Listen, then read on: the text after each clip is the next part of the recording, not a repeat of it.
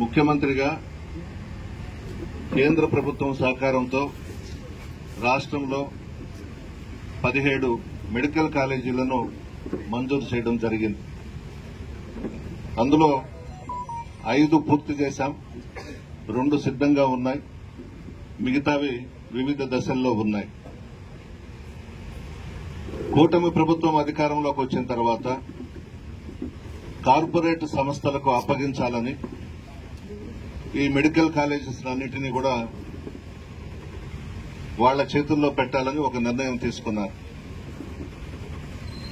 ప్రభుత్వానికి సంబంధించి medical colleges నడిపిస్తే పేద కుటుంబాలకు సంబంధించిన విద్యార్థులందరికీ కూడా మేలు జరుగుతుంది. ఆ విధంగా కాకుండా కార్పొరేట్ సంస్థల చేతుల్లోకి వెళితే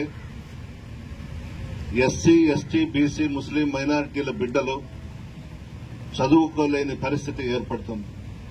అధికారంలోకి వచ్చి కార్పొరేట్ సంస్థలను ప్రోత్సహిస్తా ఉన్నారు. ఇది మంచి పద్ధతి కాదు. వైద్యం, విద్య పేదలందరికీ అందుబాటులో ఉండాలి. అందుకే జగన్మోహన్ రెడ్డి గారు ముఖ్యమంత్రిగా వైద్యానికి, విద్యకు పెద్దపీట వేసిన విషయం కూడా మీ అందరికీ తెలుసు. అంటే చంద్రబాబు నాయుడు ఉద్దేశం కార్పొరేట్ సంస్థలకి ఈ మెడికల్ కాలేజీలను అప్పగిస్తే దాంట్లో భాగం పెట్టుకోవచ్చనే ఉద్దేశంతోనే ఈ నిర్ణయానికి రావడం జరిగింది. దీనిని నిరసిస్తూ ప్రతి నియోజకవర్గంలో 60,000 సంతకాల సేకరణ చేసి అదే మాట మాట్లాడడం లేదు. ఉప ముఖ్యమంత్రి పదవి తీసుకుని ఒక బంగ్లా జీతం తీసుకుంటున్నావే తప్ప నోరు మెదపడం లేదు ఎందుకని అడుగుతున్నా పవన్ కళ్యాణ్ గారిని. మీ కుటుంబం అంటే మాకందరికీ గౌరవం. చిరంజీవి గారన్నా, చిరంజీవి గారి తండ్రి వెంకట్రావు గారన్నా చాలా గౌరవిస్తాం. చాలా పెద్ద మనిషి చిరంజీవి గారు. అటువంటి కుటుంబంలో నువ్వు పుట్టి నీకు అధికారం కావాలన్నా, ప్రజలు బాధపడకుండా చూడాలన్నా, నీకు అధికారంకే నువ్వు శాశ్వతం అయిపోయినావు. ఈరోజు ఎందుకు మాట్లాడడం లేదు నువ్వు? ఈరోజు నకిలీ మద్యం రాష్ట్రంలో ఏరులై పారుతా ఉంది. మహిళల పసుపు కుంకాలతో చెలగాటమాడుతా ఉన్నారు.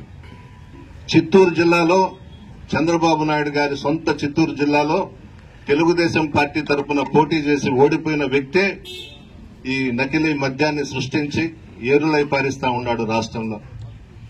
అందరూ చూస్తా ఉన్నారు ఒక వారం 10 రోజుల నుంచి.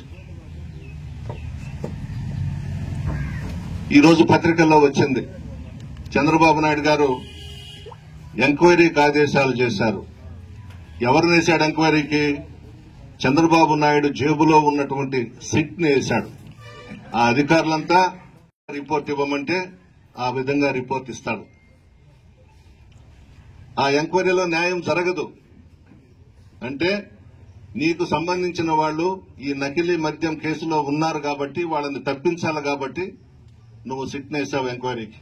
మేము వైఎస్ఆర్ కాంగ్రెస్ పార్టీ తరఫున డిమాండ్ చేస్తున్నాం, నీకు దమ్ము ధైర్యం ఉంటే మోడీ గారి దగ్గరకు వెళ్లి సిబిఐ ఎంక్వైరీ వేయించు. ఈ నకిలీ మద్యం మీద తేలిపోతుంది కదా ఎవరు దాంట్లో భాగస్వాములో, ఎవరు విజయవాడ నుంచి ఈ నకిలీ మద్యం నీ కుటుంబంలో ఉంచి నడిపిస్తున్నారో అందరికీ అర్థమైపోద్ది కదా. దానికి భయపడే సిబిఐ కాకుండా సిట్కు ఆదేశాలు ఇచ్చావు. వాళ్ళెవరో అధికారులంతా నీ డోర్లు తీసేవాళ్లు, నీ బాత్రూములు కడిగేవాళ్లు. నువ్వు ఏ విధంగా రిపోర్ట్ ఇవ్వమంటే ఆ విధంగా రిపోర్ట్ ఇచ్చేవాళ్లు. న్యాయం జరగదు. నీ వ్యక్తుల్ని నువ్వు కాపాడుకునేందుకే ఈరోజు సిట్ వేశావు ఎంక్వైరీకి. న్యాయం జరగదు. వల్ల సిబిఐ ఎంక్వైరీకి వేసి నీ నిజాయితీని నిరూపించుకో చంద్రబాబు. పవన్ కళ్యాణ్ గారిని అడుగుతున్నా, బయటికి రమ్మంటున్నా ఇంట్లో ఉంచి. నువ్వైనా మోడీ గారి దగ్గరికి వెళ్లి ఈ నకిలీ మద్యం దాని మీద సిబిఐ ఎంక్వైరీకి ఆదేశాలు చేయించు, మంచి పేరు తెచ్చుకో. ఏదో ఒక పదవి ఇచ్చేశారని, ఉప ముఖ్యమంత్రి పదవి ఇచ్చేశారని ఇంట్లో కూర్చోవడం కాదు పవన్ కళ్యాణ్ గారు. బయటికి రండి. ఈ 15 నెలల్లో గందరగోళం, రాష్ట్రం ఏమైపోతుందో ఒకసారి ఆలోచించు. అవినీతి, అక్రమాలు, రౌడీయిజం, మర్డర్లు, గంజాయి, మద్యం ఏరులై పారుతా ఉన్నాయి.